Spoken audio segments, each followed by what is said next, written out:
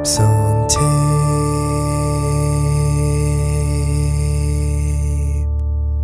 Hello, and thank you for joining us on the Apes on Tape Sound Excited podcast. This is episode number 3. If you're new to the program, the concept is simple. With as many sad Samuel the Sevenths in the music world today, we're just out here trying to talk to people who, big surprise, sound excited about what they're doing with music. Last week, we spoke with the guys at Boise's Treefort Music Festival. I highly recommend you checking out what they're doing. Now, for this week, it seems there's a dime a dozen stories of record labels going under in the past decade, hitting financial trouble, despair in the past decade.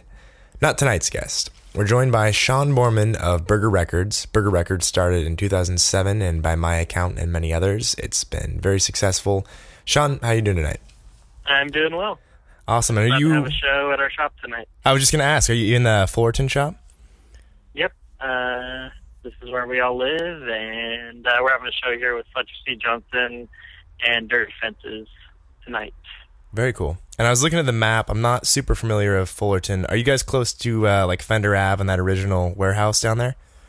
Yeah, we're actually right next to Fender Avenue. I can see it from the front of our shop. Oh, no way. Not bad at all.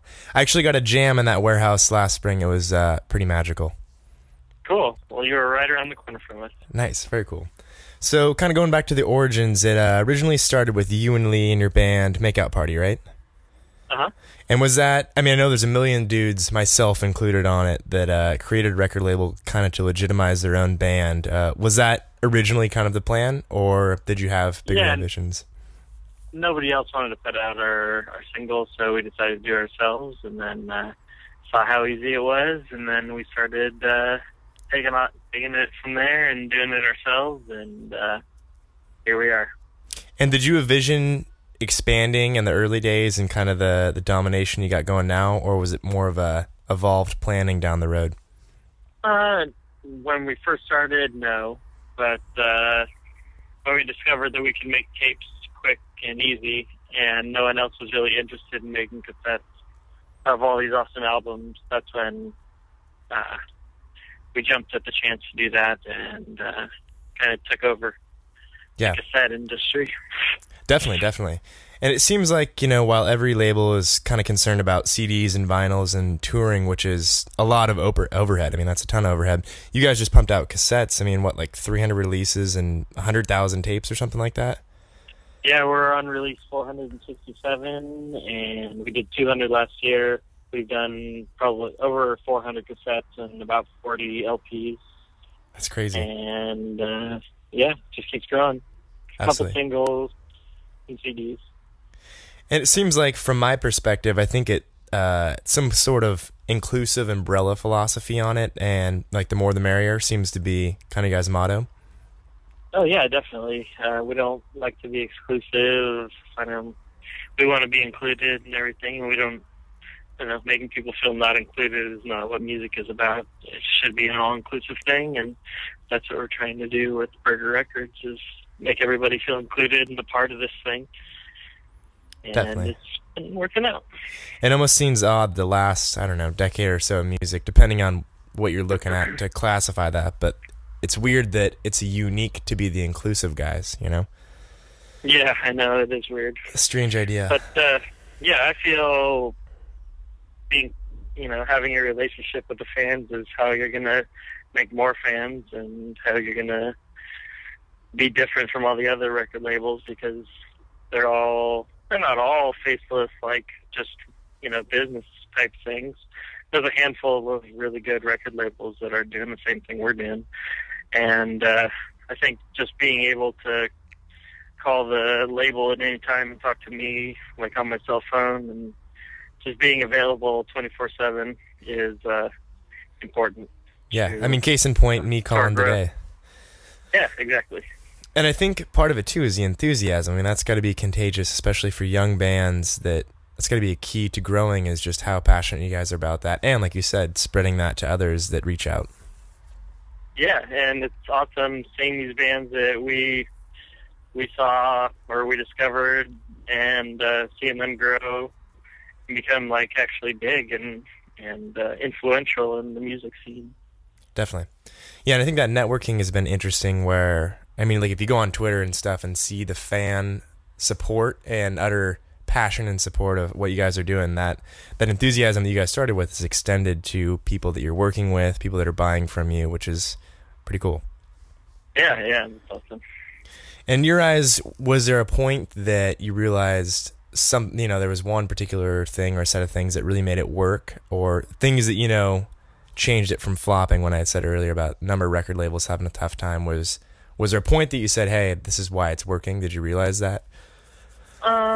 No, because we never really stopped to think about what we were doing. We're always moving forward and doing new things and discovering new bands that it's hard to think back about how we did it or what we did, and we're kind of just flying by the seat of our pants 24/7 at all the time. Like, I never know what's going to happen or where it's going to go or how I'm going to pay for this thing, but it's going to happen. Like, I have faith that it's going to happen, but I don't know how it's going to happen. For sure. Like Lady Gaga, I wanted to put out a Lady Gaga cassette, and in 2010 I did this interview and I said I want to put out Lady Gaga. It's going to happen. I don't know how it's going to happen, but it's gonna. And met a guy from Universal at South by Southwest this year, and sent him the interview, and he said the guy in charge of that works right above him, and he gave my contact information to that guy, so he's supposed to call me about possibly doing the Lady Gaga cassette, but we'll see. That's awesome. You never know.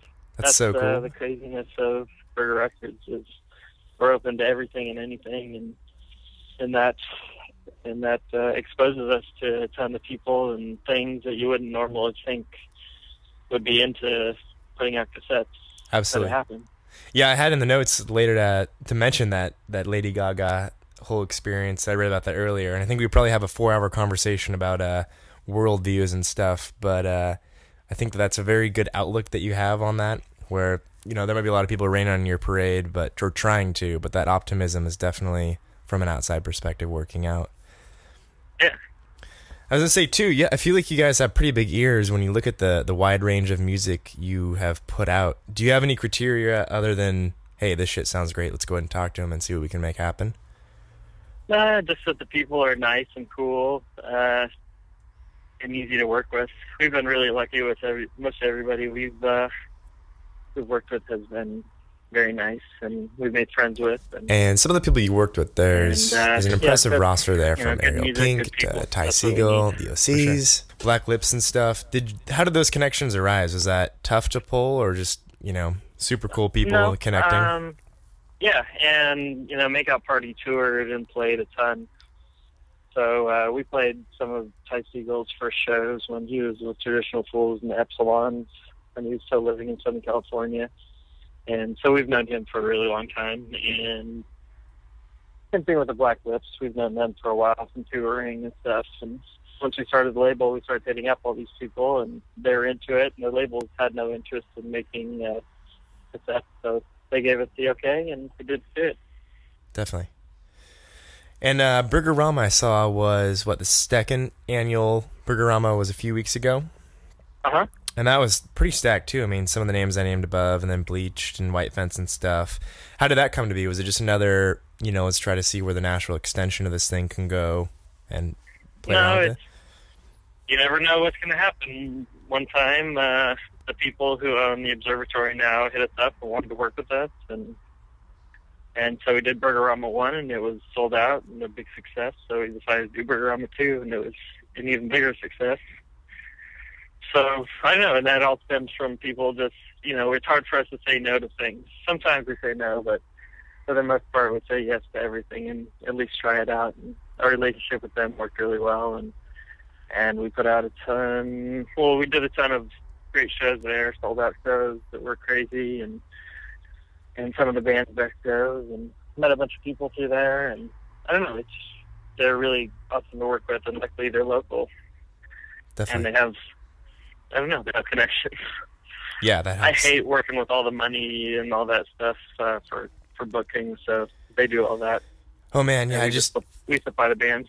Yeah, we did a South by showcase about a month ago or so, and just the whole mechanism of booking and insurance and labels and all the the red tape to cut through. That was a very interesting and good learning experience, but I feel you on that. Steps from A to luckily Z. I haven't had to learn those lessons yet. That's good. I steer clear as much as I can. Yeah, for sure. I remember reading interviewed in your like contracts and money suck. We try to avoid anything that increases dealing with that.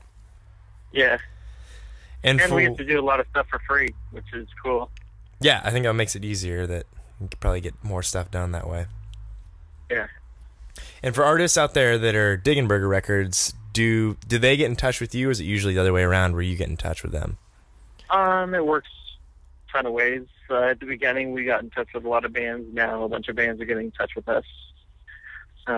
We've only, out of the 400 bands that we put out, probably 10 of them have been from people sending in demos and stuff, and the rest are our friends who see a band on tour and make friends with them and hit us up, or any kind of way you can think of us finding a band, we've probably done it. For sure. Natural network. Yeah. Awesome. Well, Sean, thank you very much for joining us tonight, and have fun at the show. Of course, yeah. I'll talk to you soon. Take it easy, man.